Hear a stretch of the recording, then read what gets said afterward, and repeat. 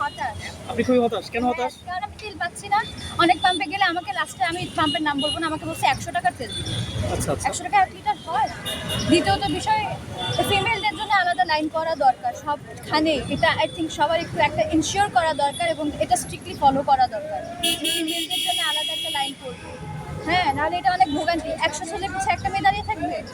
এটা একটা খুবই আনফেয়ার একটা জিনিস না?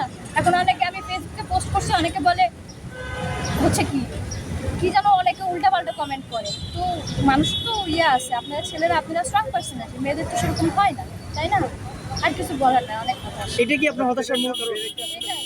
কোনো উপকার হয়েছে আপনার মনে হচ্ছে যে সরবরাহ বেড়েছে তেলের দাম বাড়ার পরে? সিন্ডিকেট, তেলের দাম বাড়ছে, এখন সবাই ১ সপ্তাহ যাক দেখবেন আবার লাইন পড়ে গেছে। এছাড়া আমার বলার কোনো কিছু না। দাম কমানো দরকার, আর মানুষের একটু ভোগান্তি কমানো দরকার, এটা সবচেয়ে বেশি। এই যে গরম পড়ছে, সবাই তো কষ্ট আছে, আমি মেয়ে মানুষ, আরও মানুষ তো আছে। আর এইভাবে ১০০ টাকার তেল, ১ লিটার তেল, এগুলো তো কোনো কথা না। তেল নাই, তেল অবশ্যই আছে, কেন নাই? আর অনেক ফুয়েল স্টেশনে মানুষের বিহেভিয়ার এরকম যে ট্রামের চাল চাইতে গেছে, সবাই তো তেল টাকা দিয়ে কিনতেছে। Thank you.